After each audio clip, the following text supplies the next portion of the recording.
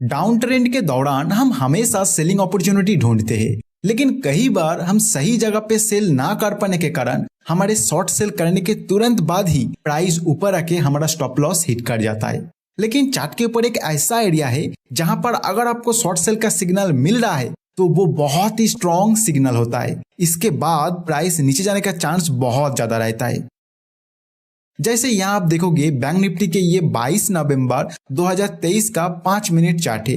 ये लेटेस्ट लंबा कैंडल का टाइम है 10:05। इसके नेक्स्ट कैंडल जैसे ही बना तो हमारे सामने चार्ट के ऊपर वो एरिया मिल गया जहां से प्राइस नीचे जाने का चांस बहुत ज्यादा है। उसके बाद प्राइस उसी एरिया में ट्रेड करता ही रहा, लेकिन ये कैंडल एक स्ट्रॉन्ग सेलिंग सिग्नल हमें दे दिया और प्राइस वहां से फास्ट नीचे चला गया। तो यहाँ सेल साइड के लिए ट्रेड करके बहुत ही अच्छा प्रॉफिट कमाया जा सकता था। तो ऐसा अपॉर्चुनिटी को ढूंढने के लिए चार्ट के ऊपर आपको इस एरिया को आइडेंटिफाई करना आना चाहिए और उसके लिए आपको कुछ सिंपल क्राइटेरिया को जानना होगा जो इस वीडियो में आपको इन डिटेल सिखाया जाएगा। एक बार आप इस वीडियो को देख लीजिए, फिर आप खुद ही चार्ट के ऊपर इस एरिया को आइडेंटिफाई कर पाओगे। तो चलिए बिना देरी किए वीडियो को शुरू किया जाए। पर उस एरिया को आइडेंटिफाई करने के लिए हेल्प लेना है मार्केट स्ट्रक्चर और कैंडलस्टिक का।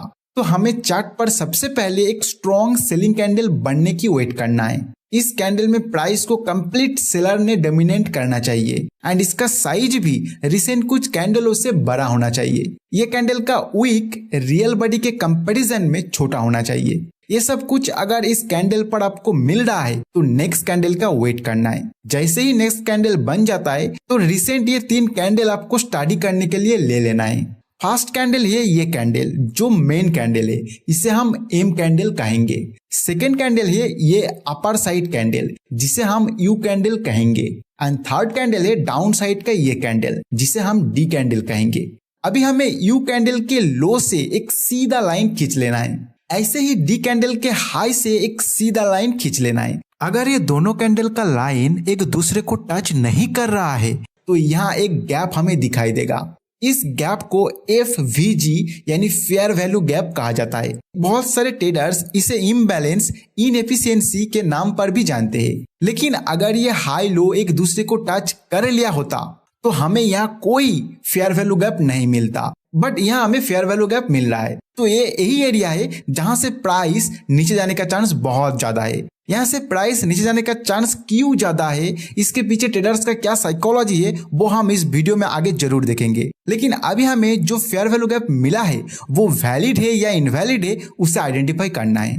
यहाँ जो फेयर वैल्यू गैप क्रिएट हुआ है ये अगर डाउन ट्रेंड मार्केट स्ट्रक्चर में हो रहा है तो इसके तुरंत बाद बोस यानी ब्रेक ऑफ स्ट्रक्चर बनना होगा, या फिर ब्रेक ऑफ स्ट्रक्चर क्रिएट होने के तुरंत बाद ही इसे बनना होगा। डाउन ट्रेंड मार्केट स्ट्रक्चर में ये दोनों सिचुएशन में अगर फेयर वैल्यू गैप बन रहा है तो वो वैलिड फेयर वैल्यू गैप है, और अगर अप ट्रेंड मार्केट स्ट्रक्चर में ऐसा फेयर वैल्यू गैप बनता है तो इसके तुरंत बाद चोंच यानी चेंज ऑफ कैरेक्टर बनना होगा, या फिर चेंज ऑफ कैरेक्टर के तुरंत बाद ही फेयर वैल्यू गैप बनना होगा, तब ये वैलिड फेयर वैल्यू गैप माना जाएगा। अगर आप break of structure change of character नाम सुन के कंफ्यूज हो रहे हो तो आप हमारे मार्केट स्ट्रक्चर आइडेंटिफाई करने का इस वीडियो को देख सकते हो। इसमें आपको सब कुछ क्लियर हो जाएगा। इसका लिंक डिस्क्रिप्शन में दिया हुआ है। अभी आपको चार्ट के ऊपर ऐसा कोई फेयर वैल्यू गैप मिल रहा है तो ये एरिया एक स्ट्रॉन्ग रेजिस्टेंस की तरह काम करेगा और प्राइस यहाँ से अगर कोई सेल सिग्नल दे देता है तो वहां शॉर्ट सेल करके अच्छा प्रॉफिट भी कमाया जा सकता है। जैसे उसी 5 मिनट्स बैंक निफ्टी चार्ट को देखिए, यहाँ ये 3 candle fair value gap create किया है और ये फेयर वैल्यू गैप बनने के दौरान ही यहाँ मार्केट स्ट्रक्चर का ब्रेकअप स्ट्रक्चर भी बना है, तो ये एक वैलिड फेयर वैल्यू गैप है। और उसके बाद प्राइस उस एरिया में ही स्ट्रॉन्ग रेजिस्टेंस फेस करने लग गया और जैसे ही एक स्ट्रॉन्ग सेल सिग्नल मिला तो प्राइस स्ट्रॉन्ग नीचे चलते चला गया। अभी हमें ये जानना है कि ये फेयर वैल्यू गैप एरिया काम करता क्यों है, इसके पीछे ट्रेडर्स का साइकोलॉजी क्या है। तो देखिए, जब भी कोई एक स्ट्रॉन्ग सेलिंग कैंडलस्टिक बनता है तो वहां सेलर बहुत एग्रेसिव सेल करता है। जैसे ये जो कैंडल है ये बना कैसे है, इस कैंडल के अंदर हर एक प्राइस पॉइंट पर बायर बैठा हुआ था, बट सेलर ने सभी बाय ऑर्डर पे सेल करता गया और प्राइस नीचे जाके ऐसा कैंडल बना दिया। मतलब बायर्स का जो डिमांड यहाँ था वो सभी डिमांड को सेलर ने अपना सप्लाई लाके आसानी से बीट कर दिया। और यहाँ पे आगे पीछे का जो कैंडल है उसका वीक से हमें ये भी पता चल रहा है कि पर्टिकुलर इस एरिया में सेलर इस तरह का एग्रेसिव होने से पहले भी कोई बायर और सेलर का फाइट नहीं हुआ एंड बाद में भी कोई बायर और सेलर का फाइट नहीं हुआ। तो ये एक प्योर सेलर कंट्रोल एरिया है और इस तरह का कंट्रोल अगर कोई कर रहा है प्राइस के ऊपर तो वो कोई रिटेल ट्रेडर नहीं कर सकता है। इसके पीछे कोई ना कोई बड़े ट्रेडर्स का हाथ है और बड़े ट्रेडर्स इसका पीछे है। इस पॉसिबिलिटी को बढ़ाने के लिए हम मार्केट स्ट्रक्चर का बॉस या चोच को देखते हैं। अभी बड़े ट्रेडर्स यहाँ कंट्रोल दिखा है, मतलब वो यहाँ कुछ पोजीशन अपना बनाया है, तो इस एरिया से प्राइस ऊपर ना जाए इसलिए वो इस एरिया को बहुत प्रोटेक्ट करता है। मतलब अगर प्राइस इस एरिया में आ रहा है तो वो फिर से सेल करके यहाँ रेजिस्टेंस देने लग जाते हैं और जो ट्रेडर्स इस फेयर वैल्यू गैप एरिया को आइडेंटिफाई कर पा रहा है वो अपना नया शॉर्ट सेल का पोजीशन बनाने के लिए यहाँ सेल करने लग जाते हैं। और अगर प्राइस बहुत नीचे से यहाँ आ रहा है तो इस एरिया में जैसे ही रेजिस्टेंस फेस कर रहा है तो जो लोग नीचे से बाई किया था वो अपना प्रॉफिट बुक करने के लिए यहाँ सेल ऑर्डर डालने लग जाता है।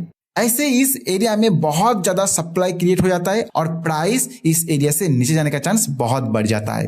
लेकिन एक चीज याद रखना, ये फेयर वैल्यू गैप आपको किसी भी तरह का कोई बाय सेल सिग्नल नहीं देता है। ये एक एरिया आपको दे देता है जहां से प्राइस स्ट्रॉन्ग रेजिस्टेंस फेस करने का चांस ज्यादा रहता है। इससे आपको बाय सेल डिसीजन लेने के लिए हमेशा प्राइस एक्शन को भी इसके साथ कंबाइन करना है। तो जो भी कंसेप्ट मैंने आपको समझाया अभी आपको इसे प्रैक्टिस करना है। चार्ट ओपन कीजिए और फेयर वैल्यू गैप ढूंढने की कोशिश कीजिए और अगर आपको मिल रहा है तो वहां प्राइस एक्शन किस तरह बिहेव किया वो आपको देखना है।